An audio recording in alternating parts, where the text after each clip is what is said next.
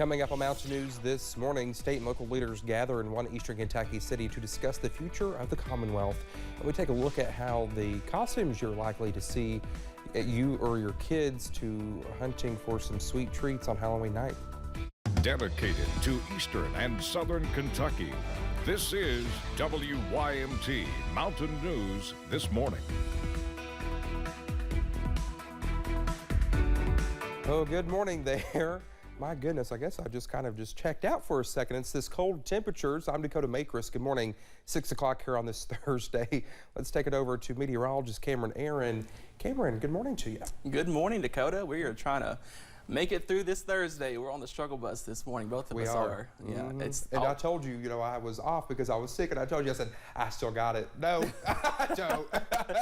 Yeah, we're going to blame it on the cold temperatures. We are. That's what everyone's going to blame it on this morning, because we are very chilly as you walk out the door this morning. The good news, we are dry and clear, but we are very cold. Here is a live look over at Buffalo Mountain. Looking at quiet conditions right now, but the current temperature is 34 degrees. It is very chilly across the region. A lot of us waking up in the 20s this morning, 29 for Harlan, 28 for London and Middlesboro, 26 in Manchester, and 25 in Jacksboro, Jonesville, and Clintwood. It is very cold as you step out the door, and a freeze warning continues for the entire region, and this will last until 10 a.m. this morning, so be sure that you bundle up as you step out the door.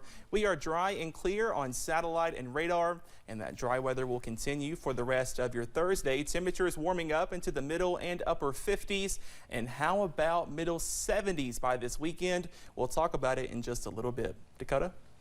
All right, Cameron, thank you. Wednesday marked day one of the 2022 Source Summit in Pikeville, and it ended with a reception after a day full of sessions and issues like broadband, local food, and workforce.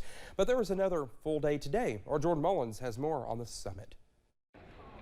Shaping Our Appalachian Region, or SOAR, held day one of their summit in Pikeville Wednesday, with sessions dealing with several aspects of the state and region's economy and the workforce behind them. The only way this job gets done is if we find some way to come together and work on issues across county lines, across city lines. And I think when Governor Steve Beshear, Congressman Rogers founded SOAR, that's what they were hoping, the types of actions that SOAR would drive.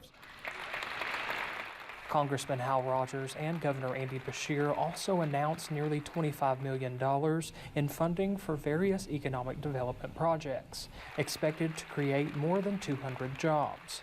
Oh, I'm optimistic. The best thing we have going for us is the qualified, quality labor force. People who have been trained in a previous profession, perhaps within the coal industry, now moving to another stage of their life. And despite the historic flooding and setbacks earlier this year, leaders point out progress is still happening. In the SOAR region, 130 new business or expansion projects totaling nearly $1.6 billion of new investment. That's ultimately led to the creation of 4,500 new jobs that we have either filled or are filling. Creating jobs and a diversified economy for the future of the Commonwealth. In Pikeville, Jordan Mullins, WYMT Mountain News. You can see a list of the projects receiving funding yesterday on WYMT.com.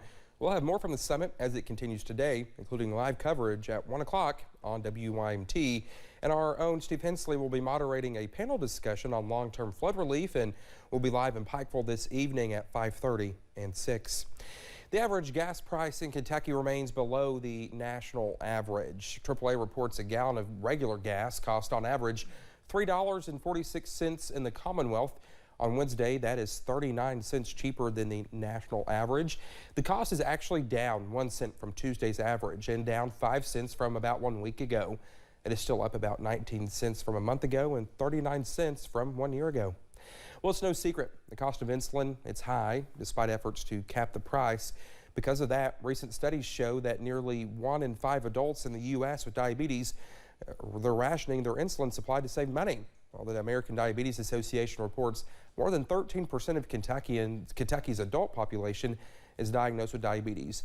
This means many Kentuckians are required to take insulin. Angela Lautner with the Kentucky Insulin for All says she's dealt with the effects that high insulin prices can cause. saying there has been times where she thought about rationing her own insulin. For me, when I have high glucose levels, I'm sluggish, I'm tired, and my body is literally fighting every single minute to get rid of that extra glucose. It's begging, starving for insulin, but if I can't give it the insulin that it needs, I'm going to go into diabetic ketoacidosis. Right now, Kentucky has a $30 cap on insulin copays, but if you don't have insurance, you have to pay hundreds of dollars for it. For many Eastern Kentucky families with children diagnosed with the autism spectrum disorder, they are often told they need to leave the region for their children to receive treatment. But Wednesday marked the unveiling of the Appalachian Valley Autism Center in Prestonsburg. Alyssa Williams has more. Local leaders, medical professionals, and state representatives gathered in Prestonsburg for the unveiling of the Appalachian Valley Autism Center. Today, children on the autism spectrum in Floyd County and in the region are getting the very best services. This facility is the second AVA center in the region, offering 16 job opportunities and is able to welcome up to 25 learners. To know that we're among the leaders in the nation in that regard is really prideful. So I stick my chest out. For Pikeville Medical Center President Donovan Blackburn, whose granddaughter Ava inspired him and his wife to open the center, he is excited to see how the facility will impact the community. There's nothing like at the age of 4, or we've had a 4-year-old, a 5-year-old, 7-year-old say their very first words. To see a father drop down to their knees in tears and say, I never thought I would hear my child say, I love you. Wow, you can't help but get emotional. Hoping to create a better and brighter future for autistic children. In Prestonsburg, Alyssa Williams, WYMT Mountain News. The facility will welcome learners from 2 to 10 years of age and offer speech, feeding, occupational, and ABA therapy with more than 500 children on the waiting list to enroll in the center. Those with the AVA Center say they hope to build more throughout the region. Well, another Kentucky county is participating in a rural road study aimed at keeping drivers safe. The High Five project selected 5 counties in Kentucky for a year-long seatbelt education, enforcement, and engineering program. Buckling your seatbelt is something that everyone should do the moment they first get in their car. That's not the case for everyone, though. But I believe it's in the high 80s. And so that means at least 12-13% or more are unbelted at any given time. That number goes up in rural counties. Madison County is one of 5 counties in Kentucky where the program is happening. The program is centered around dropping the number of deadly crashes by encouraging drivers to wear their seatbelt. With Halloween, it's right around the corner. The anticipation of a fun-filled night of trick-or-treating is creeping up on us. Lindsay Jenkins talked with police to learn more about what measures should be taken to assure your children's safety on Halloween night. Although it may be exciting, securing the most stuffed Halloween basket is not the biggest concern for the Bowling Green Police Department. Safety is the most important. It really has to do with the drivers and the pedestrians. We know kids will run out from between cars, and so you want to anticipate that ahead of time. Their priority is keeping the community safe, and that includes our children going door to door in their best dressed on Halloween night. Ronnie Ward with the Bowling Green Police Department says the #1 thing to watch out for are accidents between drivers and pedestrians, and to make sure they are both taking extra precautions. So drive much slower and be very aware of what's going on around you, and pay attention and put all the distractions aside. He suggests something as simple as putting glow sticks on your children could assure their safety from drivers at all times. Something that is going to draw attention to you so that another driver or a driver could see you. Per Officer Ronnie Ward, the police department encourages trick-or-treaters to travel in groups. We'd like for you to travel in groups and not be off by yourself. And if your kids are at the age that they will begin trick-or-treating without parents around, make sure that they have a way to contact you and you can track their location if need be. Make sure that they have a phone with them or some way that you can contact them. And to plan on only visiting homes that they know are safe. Go to houses that you know the people there, and then that way you can trust what they're putting in your bag. But just in case you may feel uneasy for any reason, Officer Ward reminds us that they are only a call away. That was Lindsay Jenkins reporting. Superheroes and mythical beings will apparently be the must-have costumes this year. Google Trends listed the top 19 Halloween costumes of 2022, and those two themes showed up time and time again on the list. Taking the #1 spot was The Witch, followed by Spider-Man. Fairies and vampires were also popular, with Batman, who came in at 19.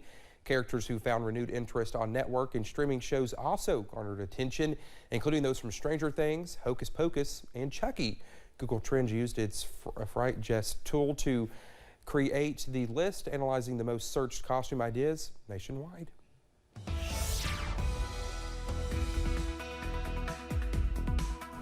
It's another frigid morning across the mountains this morning for your Thursday. Let's go over to Pikeville this morning, looking at a clear sky. Current temperature at 36 degrees, very chilly as you step out the door.